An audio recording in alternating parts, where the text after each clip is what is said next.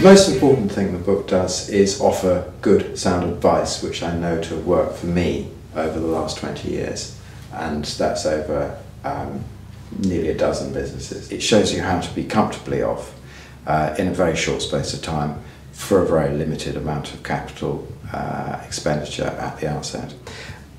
The book, as it stands in the market, I think is different from other books in that there's plenty of business books written out there by people who there is a tendency to sort of suspect sometimes that they're very good at telling people how to run a business, but when you look back at their CVs, they haven't actually run a business themselves. They're just very, very coherent and insightful about running a business.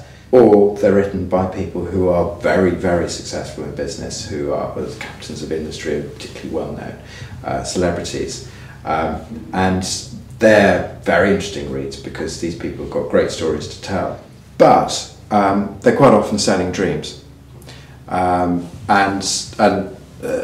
statistically, it's very unlikely that we'd be able to copy these people. There are only, I think, 3,000 cash millionaires in the UK at any one time, and I think the odds are then that that is 0.0125 of the population, working population, who actually achieve that sort of status. However, about 2 or 3 people out of 20 in the working population achieve what I would call reasonable wealth, and that's earning anything between 100 and 350,000, 400,000 a year. That's very achievable.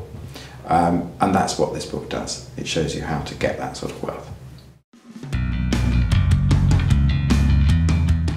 Startup Smart is about all the things I wish I'd known 20 years ago.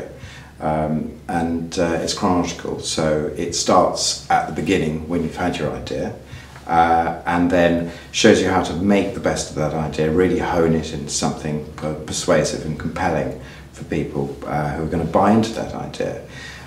Then it takes you through all the processes of raising cheap finance, how best to set up the company so that it doesn't cost too much money at the outset, and then how to grow sensibly without any risk or with very little risk until it's a long-term prospect. Well, basically I got tired of people telling me that to run your own business you had to be something special or to have a fabulous, groundbreaking idea that no one else had ever had before. Both those things I don't think are true. I don't think you need to be particularly special to run a business, nor do I think your idea has to be amazingly groundbreaking. I don't think, in fact, having a really original idea is often a very hard thing then to set up as a business because no one's ever really heard of it and you've got to persuade people to listen to you. We all know bookshops work, we all know recruitment consultancy work. You might as well start with something simple, sensible, and grow it from there. And I think people who run businesses really come in all shapes and sizes. And a person who runs a business is not necessarily somebody who is a massively go-getting or a brilliant salesperson or incredibly focused.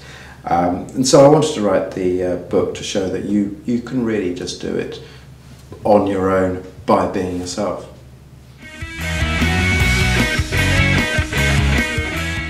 The main thing I want readers to take away from this book is a mindset about not risking too much money. The mindset is caution, and what I think people should, as almost as a philosophy, take away is don't ever throw money at a problem, don't ever throw money at an idea, throw ingenuity at an idea, throw working smart at an idea, see how that works for you.